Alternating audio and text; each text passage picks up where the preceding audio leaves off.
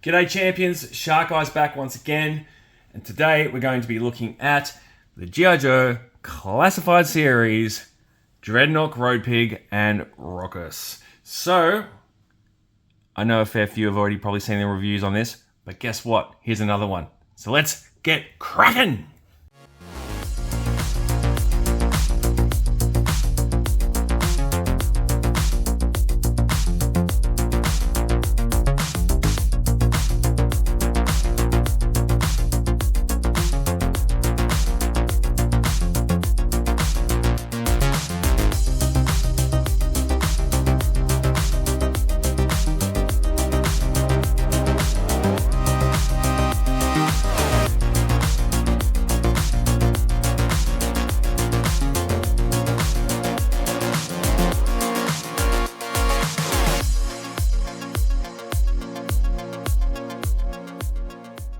Alright, so first up, quick look at everything in there, yada yada.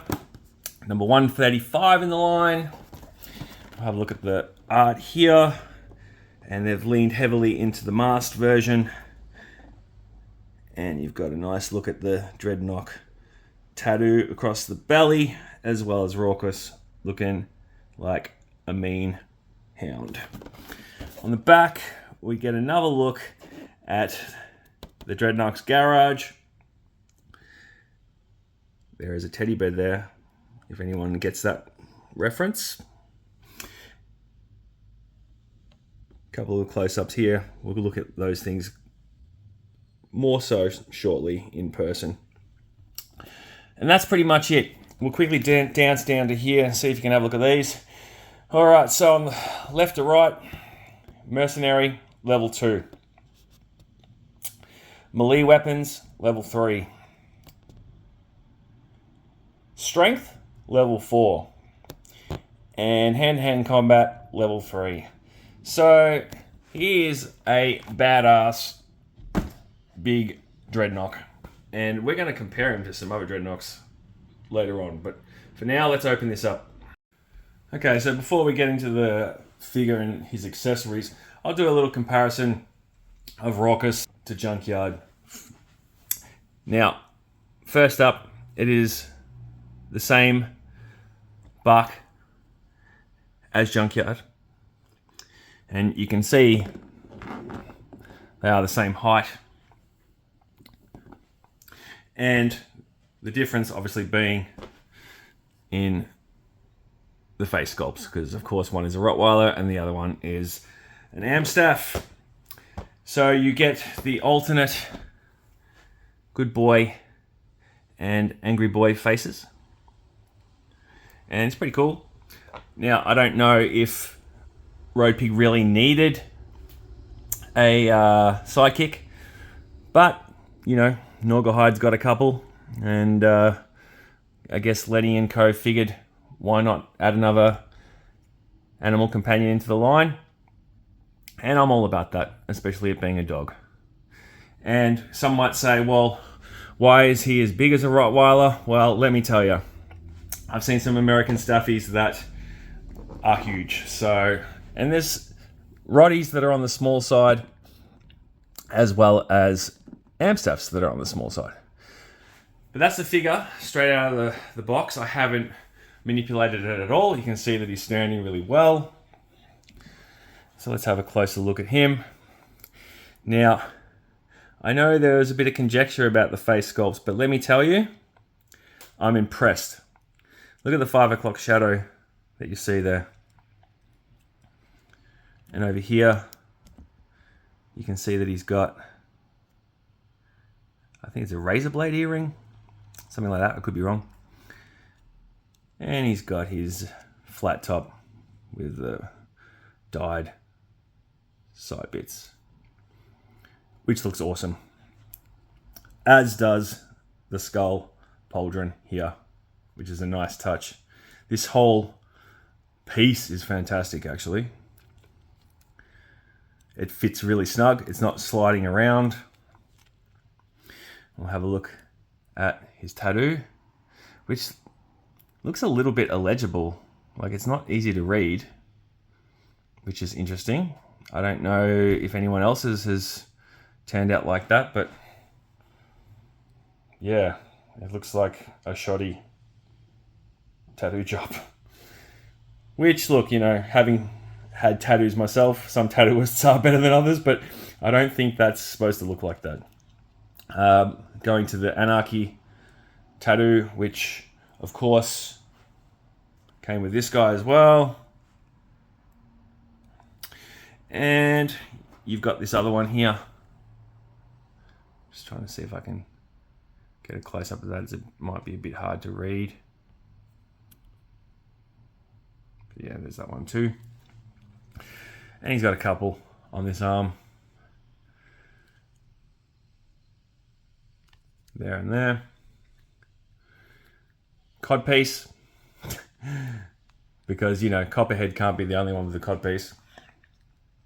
Arrows for the wrist bow here, which is cool that they've included that, but it's a bit, I don't know if you can see that, it doesn't look like it's firing too well. It's a bit, yeah.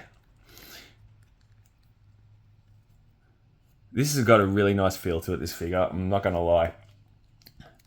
Knee pads here are great. Like, look at the texture on them. You see that?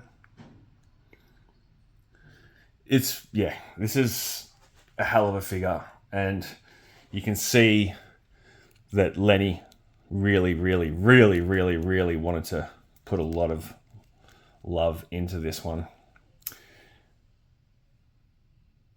Which is interesting, isn't it? It's, you know, who gets more attention and more budget, you know, in the line. If you compare this figure to, I don't know, say Norgahide, where there's a lot of reuse in there and a majority of the budget probably went to the animal companions. The pauldrons on his upper here probably make it a little bit hard to get his arms up higher, but they're moving really well. There's no issues there. You've got good movement in the butterfly joints here. And this one's probably a little bit restricted. Ab crunch is non-existent. More like a flab crunch. He can look down a little bit. And he can look up. Unlike Alpine. Go figure. Leg-wise, yep, pretty good there. Those joints are moving like fluidly. Like, let's see, this one's a bit stiff. So we won't mess with that too much. All good here. This one again is a little bit clunky, but not too bad. Wrists are good. Same goes here. And for those who said, oh, you know, he's too flabby, I don't think so.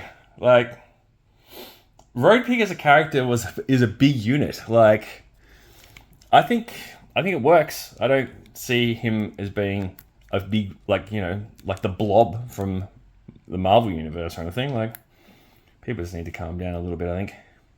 But yeah, fantastic so far. I rate it. So pop him down there for a second. And I want to look at this one next.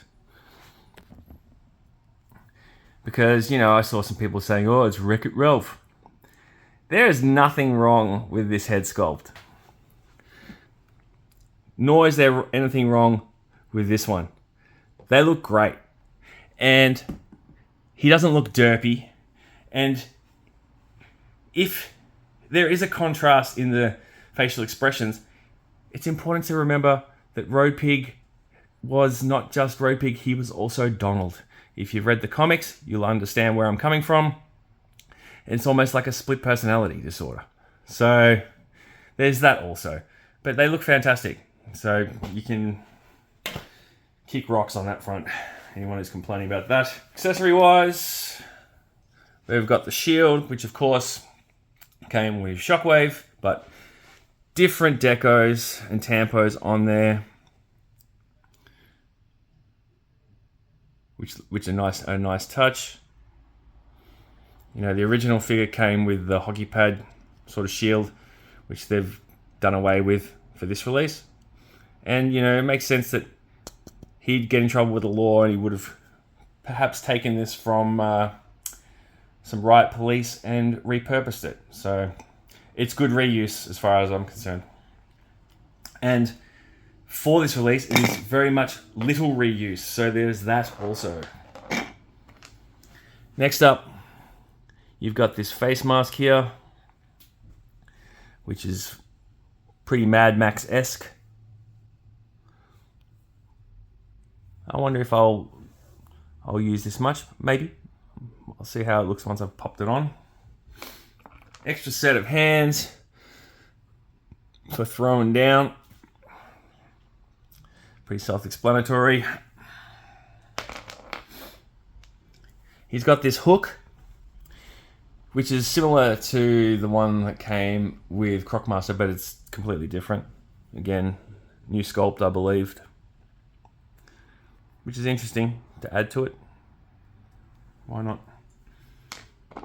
This is cool. A new hammer, which has a very medieval inspired, like, speared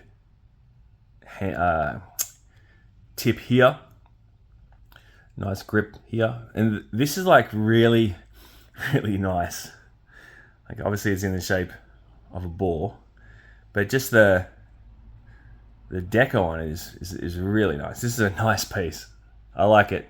Giving him a different weapon makes a whole lot of sense. But of course, giving him his traditional weapon is also pretty cool. The cinder block hammer. This is Road Pig right here. Now I can see there is a little kink in the handle, but that's neither here nor there. It makes sense that, you know, in a way that, you know, this would be a little bit bent out of shape probably. And last is this alternate head. I don't know if this was necessary. Like, none of the other Dreadnoks sort of come with this accessory, but it looks cool. Yeah, it's, again, Mad Max-esque, steampunk-esque. But I don't think personally I will be using it much. But it would be cool to see it explained in a way, perhaps in the Skybound comics, once they get around to introducing Road Pig. Will we see other Dreadnoks with similar sort of headgear? Time will tell. So, let's rip this head off. Little fun fact about good old Road Pig is that he was born in the city of Go Blue, Michigan, which is a non-existent town in Michigan. The name being a reference to the slogan of the University of Michigan, Go Blue. So yeah, that's a pretty cool little touch. Look at that. Not derpy at all. Leave that one on there for a minute. Before I kit him out with the accessories that came with the figure, I just wanted to see how this gridiron RPK would look with him, and I think it looks badass. It's not a figure you commonly see associated with firearms, so, you know, giving him a different look there. This is quite a large weapon as well, so such a large figure, it fits accordingly. Love it. So I've just put him into a swinging axe mode, or hammer mode I should say, and there's only one issue I have that I've found so far is that you can't get this arm enough back to get both hands holding the axe like that. So that is one sort of, I guess, downfall of having this on. You could probably remove this if you wanted to, but I don't know how easy it would be to get back on without boiling and popping it. But let's just see how he stands. Oh, look at that, straight away. Too easy. This figure is a home run. I'm absolutely, like, so ecstatic to have it. Like, I went in thinking, yeah, it could be okay, but yeah, it's phenomenal. If you're new to the channel, you're checking out this video and my channel for the first time, If you like what you see, hit the like button. And if you don't, well, don't. And if you feel like subscribing, that'd be pretty cool as well. Let's see what else we can do with this guy. So I took this head off to put the mask on, and it fits on pretty easily, and it's really snug as it sits over the ears. This figure is top notch, man. It is top notch. He's so easy to pose. Yeah, it's not a chore in any sense. Big fan of it, guys. Big fan. And I'm not even a massive fan of the character. Like, I like the Dreadnoks and all, but it wouldn't be up there for my favorite. Now, in posing this one thing I've noticed is, see when I try to put the shield onto his forearm here, it pops off. So that is something that may need some working, and I think that's mainly due to the size of the wrist here and it hitting the elbow in this position. Watch. So yeah, that's just something to play around with. But again, menacing.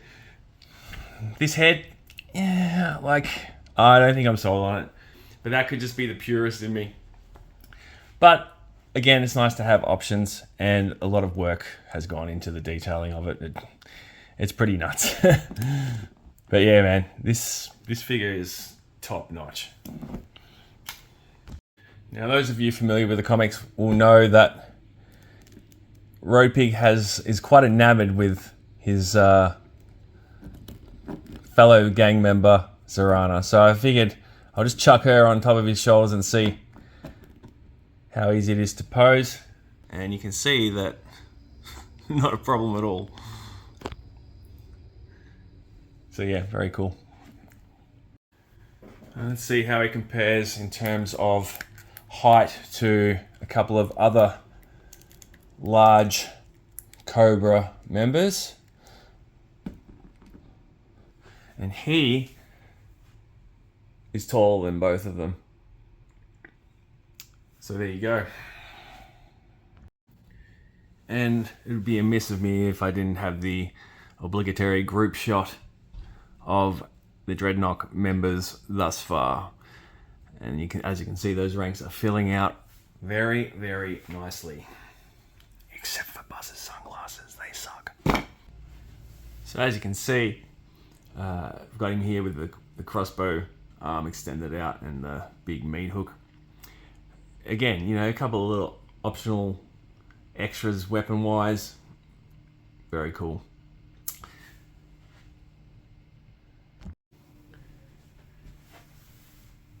Here's just another little pose I just thought I'd throw him into with a little nod to one of the comic appearances of Road Pig.